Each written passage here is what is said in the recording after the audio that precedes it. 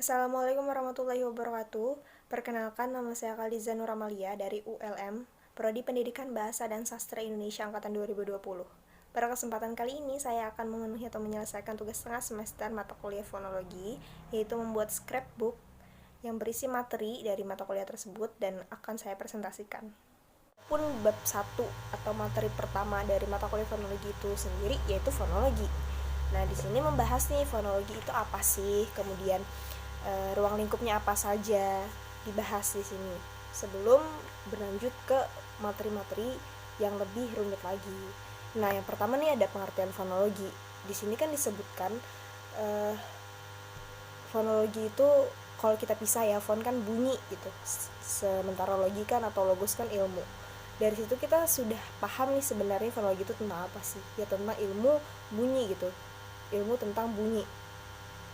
Nah, kemudian lengkapnya fonologi itu merupakan kajian yang menganalisis, mengkaji, mempelajari bunyi-bunyi, perbedaan bunyi-bunyi, dan juga distribusinya. Bagaimana bunyi itu terbentuk, dan mempelajari tentang bunyi bahasa yang diproduksi juga oleh alat ucap manusia. Itu tadi sedikit nih tentang pengertian fonologi. Kemudian lanjut kepada ruang lingkupnya. Fonologi itu melingkupi dua hal, yaitu fonetik, ada dua kajian, yaitu fonetik dan fonemik.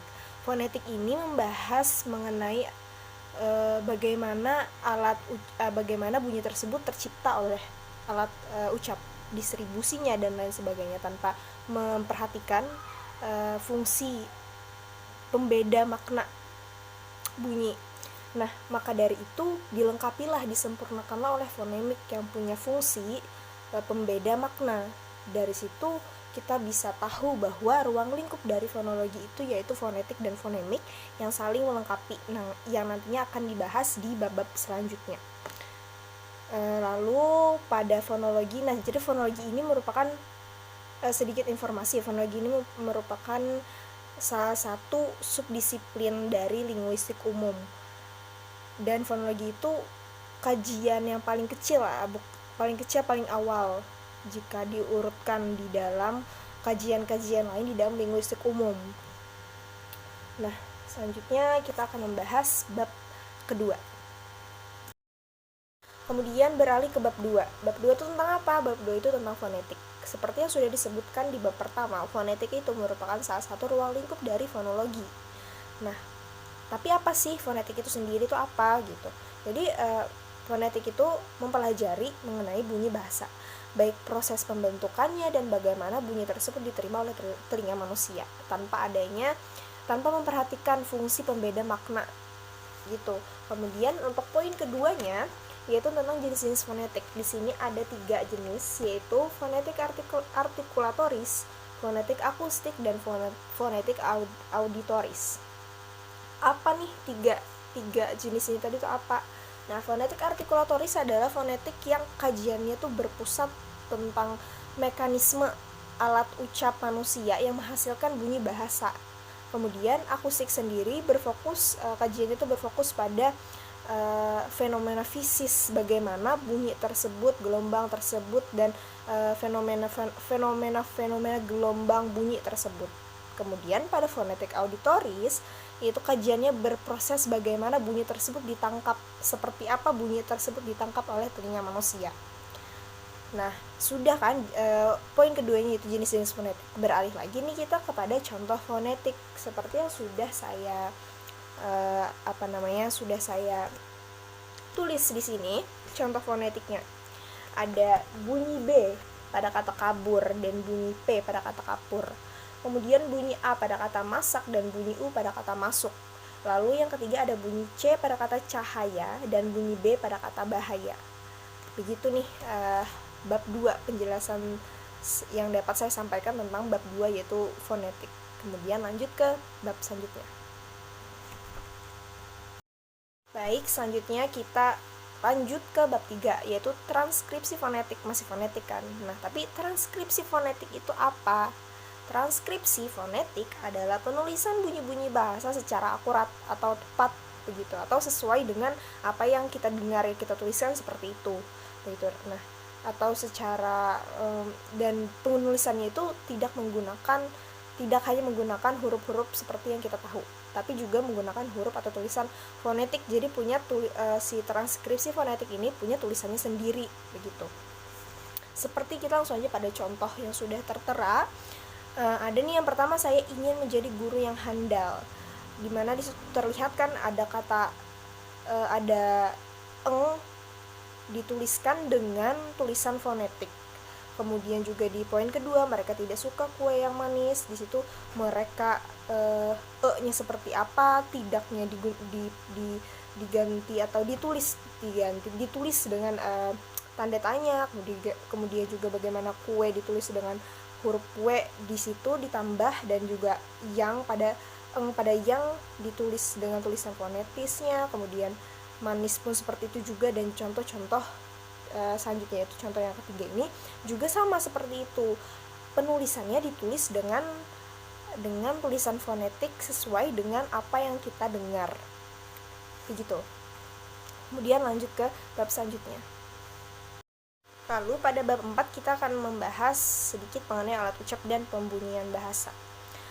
Alat ucap sendiri itu apa sih? Alat ucap itu merupakan salah satu organ tubuh manusia yang berfungsi dalam pengucapan bunyi bahasa. Apa aja nih kira-kira alat ucap itu? Ada banyak sekali alat ucap yang punya andil, yang punya peran dalam pengucapan bunyi bahasa. Ada paru-paru, ada laring, faring, venum, palatum, ceruk gigi, bibir bawah dan atas, lidah, mulut, dan juga rongga hidung. Ada banyak sekali kan, dan ya itulah organ-organ yang pada tubuh manusia ini yang punya peran nih dalam pembentukan bunyi bahasa yang diucapkan oleh manusia.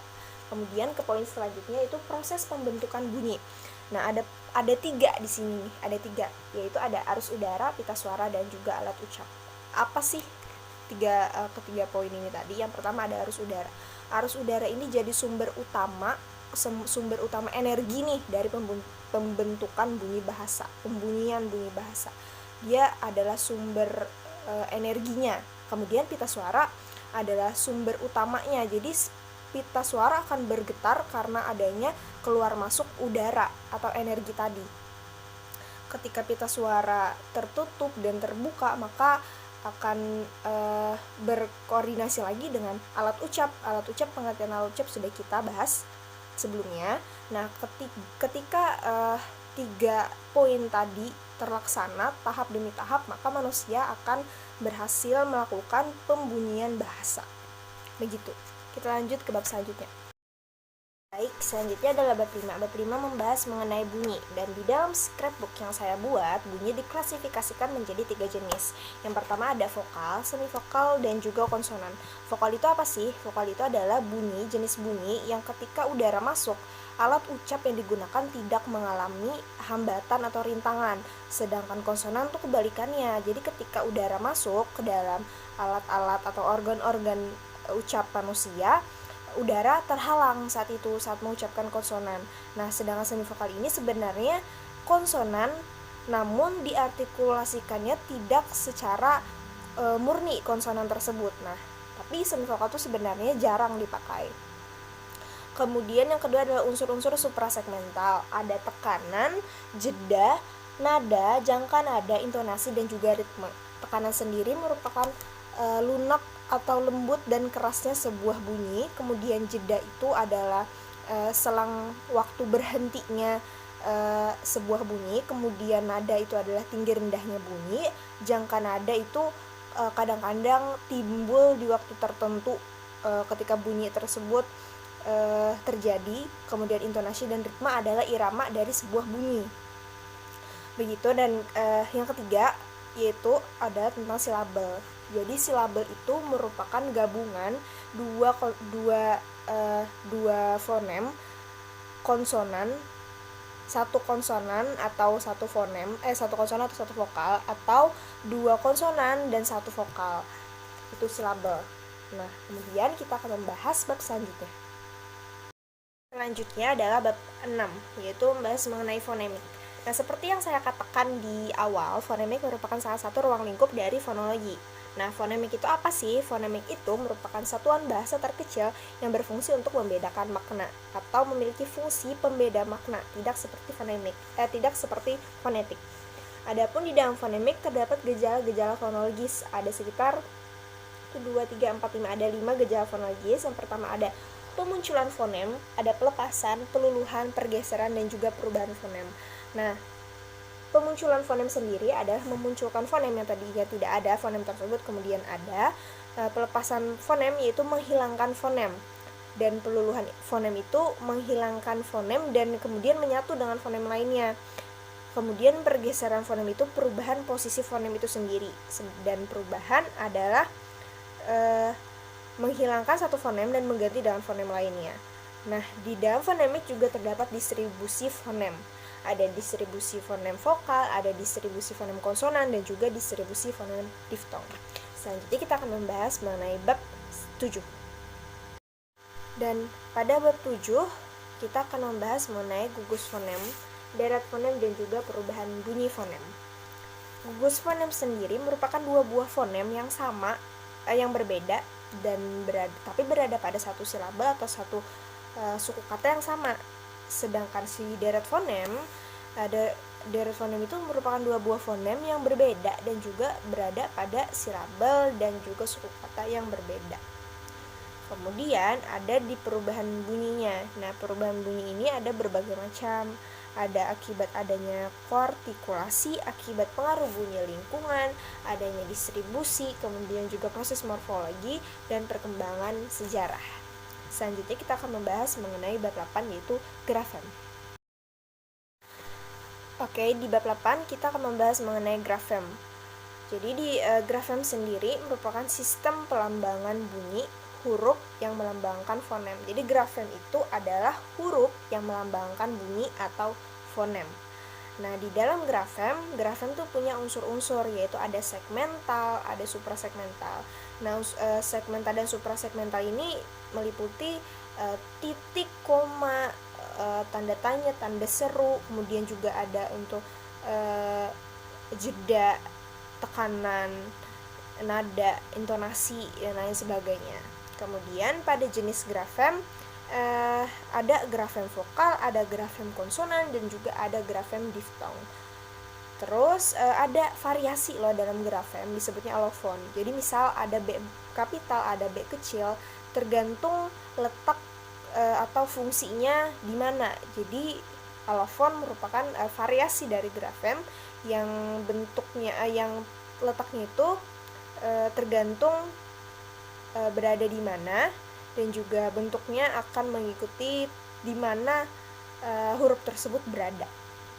Selanjutnya kita akan membahas bab 9 yaitu tentang permasalahan dalam morfologi. Nah, bab 9 ini membahas mengenai permasalahan dalam fonologi. Dan ada beberapa permasalahan yang timbul dalam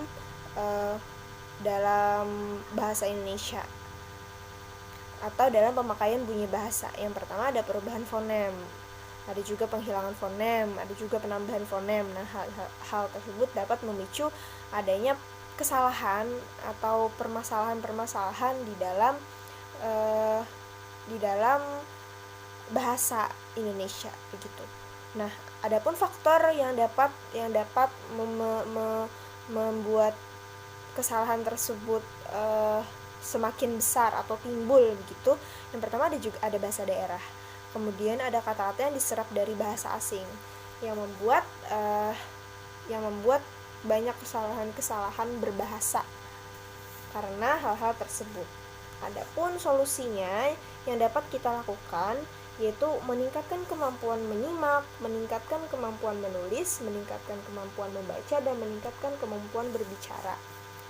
Nah, selain itu kita juga dapat mensosialisasikan nih sebagai orang-orang bahasa bagaimana sih berbahasa yang benar. Kemudian kita juga dapat menerapkan kepada diri kita sendiri bagaimana berbahasa yang benar.